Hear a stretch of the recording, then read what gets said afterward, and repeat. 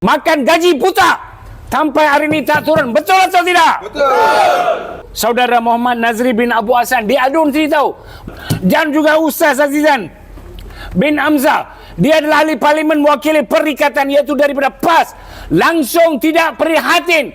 Dia pun satu orang yang langsung tidak boleh dipakai sebagai ahli parlimen. Betul atau tidak? Betul. Kerana pengundi mereka setia telah mengundi kepada mereka menjadi ahli parlimen, menjadi adun, tetapi langsung tidak berwibawa menyuarakan hasrat apa rakyat mau atau tidak mau. Kawasan ini mereka duduk di ladang ini, yang dulu ladang lah, sekarang mereka ada geran tanah mereka sendiri ya. Lebih kurang kalau kita tengok sebelah kanan sana, tak sampai 100 meter perladangan solar akan diwujudkan di sini. Walaupun tanah itu kemungkinan besar tanah persendirian, tetapi tidak patutnya mereka mendirikan satu projek di sini. Tengok, Malaysia adalah satu-satunya negara yang paling langsung tidak mempedulikan hak rakyat. Saya pun tak tahu, bila pilihan raya datang, calon daripada adun, calon daripada parlimen, semua datang, "Acik, tolong undi saya jaga maksimum, saya jaga." Satu drama akan dijalankan. Tengok hari ini mereka telah mengemukakan surat bantahan kepada adun. Tengok, satu projek telah dikendalikan. Kita tahu projek ini satu projek kemungkinan baik yang dikatakan kerajaan. Daripada sumber-sumber dia akan tempat ini dia akan dia akan paparkan platform untuk mendapatkan tarik cahaya matahari dan disalurkan sebagai tenaga kepada TNB. TNB akan bayar kepada dia, ya, dia yang menjadi pemaju itu akan jadi kaya raya, bukan mereka.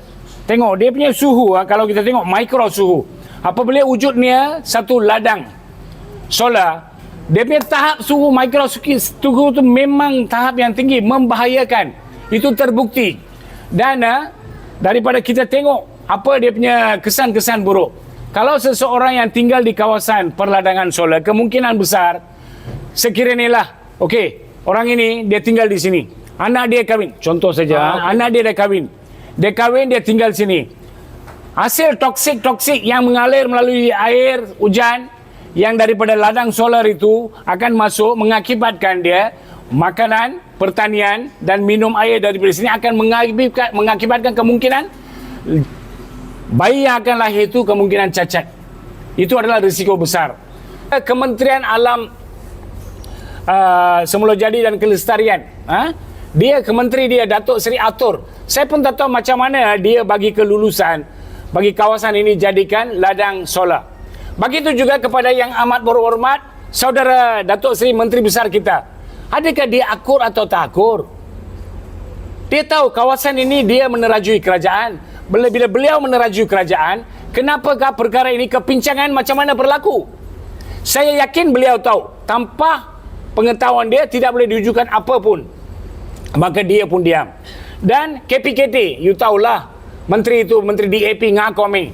Dia langsung, orang yang langsung tak boleh pakai punya. Apa juga memorandum dia hantar, tidak ada maklum balas. Kita hantar Perdana Menteri pun ada maklum balas.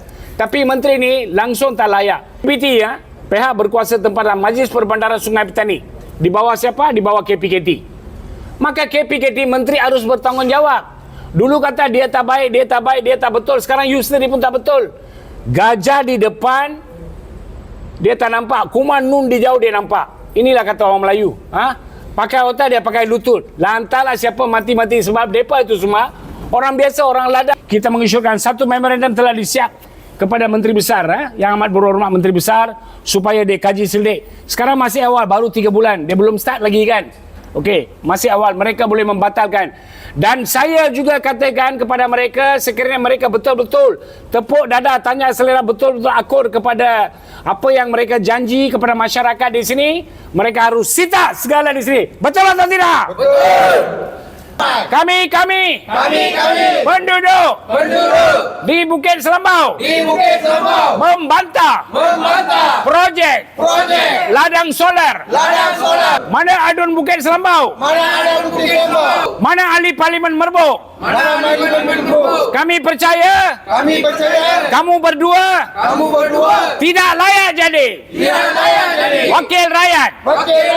Sekiranya projek ini tidak dibatalkan segera, kami akan berharap ke Dewan Perundangan Negeri Kedah dan juga Parlimen Malaysia, Kerajaan Negeri dan pusat membatalkan projek ladang solar.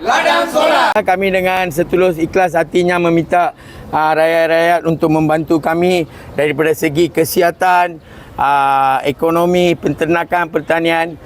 Segalanya tahu seluruh dunia ni mampu hanya daripada segi pertanian. Kalau pertanian sudah ditutup lagi, macam mana kita mau naikkan ekonomi negara? 100% kami bantah projek solar ini. Terima kasih. Tiba-tiba dia tengok mai mesin turun, dia tolak pokok. Lepas pokok tolak baru kita tahu. Dia apa-apa sampai sekarang pun dia tak bagi tahu. Tahu sudah ada. Sudah ada, dia bor dah. Tengok berapa meter saja. Sampai 30 meter dia panel dia pasang ni. Sudah buat sampai aduan. sekarang pun itu yang solar kan. Tak jumpa yang kampung punya orang. Angin tak ada, apa pun tak ada. Berapa ekar luas semua? Ini dekat-dekat 1,000 ekar. 1,000 ekar. Banyak besar sangat. Baik. Lagi pun panas pun tak boleh. Sekarang pun panas tak boleh tahan. Okey. Lagi dia pasang solar macam mana ni? Kita ada hantar Menteri Besar, ada buat aduan, Menteri Besar, Alam Sekitar, Dio, tapi dengan Penang. Tapi kita sampai sekarang apa alasan pun tak ada lah.